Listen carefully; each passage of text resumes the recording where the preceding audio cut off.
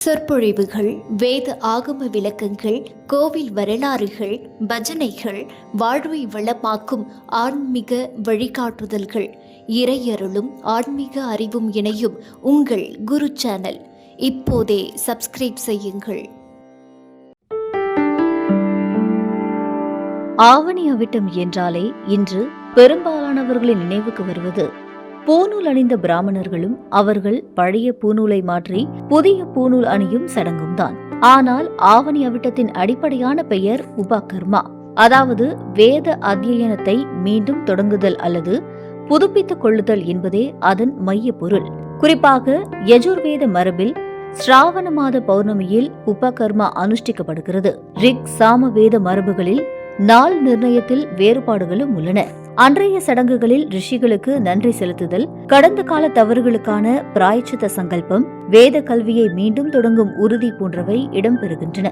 அதனால்தான் இதை வெறும் பூநூல் மாற்றும் நாள் என்று மட்டும் சொல்வது அதன் முழுமையான பொருளை குறைத்து விடுகிறது. இதில் அதிகம் பேசப்படாத ஒரு வரலாற்று செய்தி இருக்கிறது.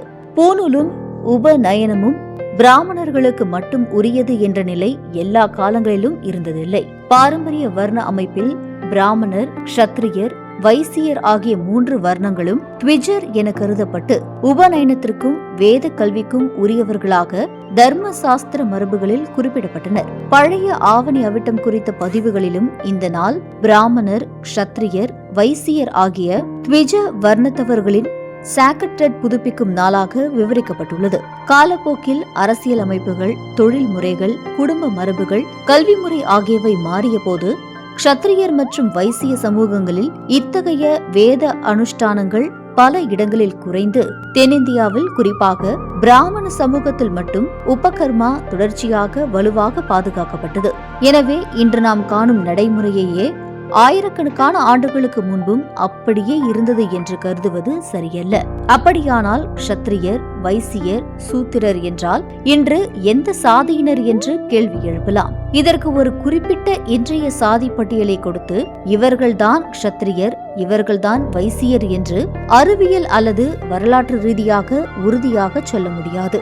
வர்ண மற்றும் இன்றைய ஜாதி, காஸ்ட் இரண்டும் ஒன்றல்ல. பழைய நூல்களின் தொழில் மற்றும் சமூக கடமை சார்ந்த விளக்கத்தில் அரசாட்சி, போர், பாதுகாப்பு போன்றவற்றுடன் க்ஷத்ரியர் தொடர்பு படுத்தப்பட்டனர். வணிகம், விவசாயம், கால்நடை மற்றும் பொருளாதார செயல்பாடுகளுடன் வைசியர் தொடர்பு படுத்தப்பட்டனர். பல வகையான உற்பத்தி, கைவினை மற்றும் சேவை தொழில்களுடன் சூத்திரர் தொடர்பு படுத்தப்பட்டனர்.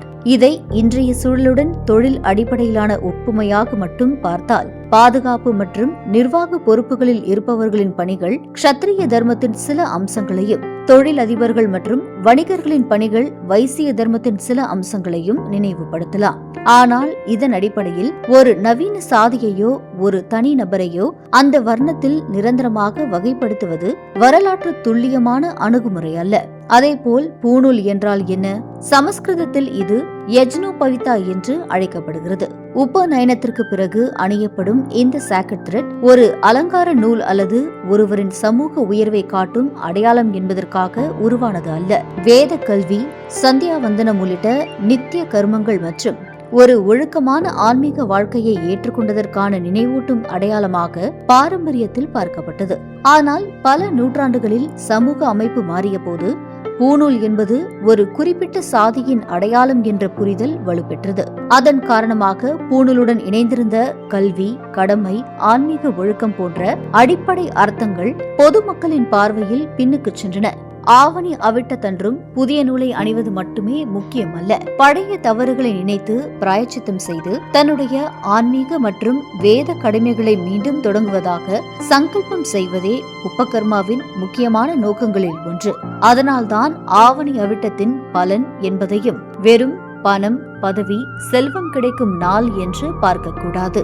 பாரம்பரிய நோக்கில் இது ஆன்மீக ரினியூவல். நாம் கற்ற அறிவுக்கு காரணமான ரிஷிகளை நினைவு கூறுதல், செய்த தவறுகளுக்கு பிராயச்சித்தம் கூறுதல், வேத அத்தியனத்தையும் மீண்டும் தொடங்குதல், வாழ்க்கையின் ஒழுக்கத்தை புதுப்பித்துக் கொள்ளுதல் ஆகியவையே இதன் மையம்.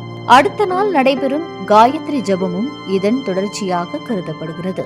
வைணவ மரபில் இந்த காலத்துடன் ஹயக்ரீவர் தொடர்பும் வலுவாக கூறப்படுகிறது. இழந்த வேதங்களை பிரம்மனுக்கு மீட்டு தந்த ஞானத்தின் வடிவமாக ஹயக்ரீவர் போற்றப்படுவதால் அறிவை மீண்டும் தொடங்கும் உபகர்ம நாளுடன் அந்த மரபு இணைக்கப்படுகிறது. ஆகவே ஆவணி அவிட்டம் என்பது ஒரு நூலை மாற்றும் நிகழ்ச்சி அல்ல. கடந்த ஓராண்டில் நான் எவ்வாறு வாழ்ந்தேன், இனி என்னுடைய தர்மத்தையும் அறிவையும் எவ்வாறு காப்பாற்றப் போகிறேன் என்று ஒருவர் தன்னைத்தானே புதுப்பித்துக் கொள்ளும் நாள் என்பதே அதன் ஆழமான தத்துவம். ஒரு காலத்தில் உபநயனம் மற்றும் வேத கல்வி சார்ந்த உரிமைகளுடன் பிராமணர் மட்டுமல்லாமல் க்ஷத்ரியர், வைசியர் ஆகிய த்விஜ வர்ணங்களும் இணைக்கப்பட்டிருந்ததாக பாரம்பரிய ஆதாரங்கள் காட்டுகின்றன. ஆனால் சமூக மாற்றங்களால் பல இடங்களில் அந்த வழக்கங்கள் மறைந்துவிட்டன அல்லது வேறு வடிவங்களை எடுத்துவிட்டன. இன்று தமிழ்நாட்டில் ஆவணி அவிட்டம் என்றவுடன் அது பெரும்பாலும் பிராமணர்களின் பண்டிகையாகவே அடையாளப்படுத்தப்படுகிறது. அந்த மரபை அவர்கள் தலைமுறையாக காப்பாற்றி வருவது குறிப்பிடத்தக்கது.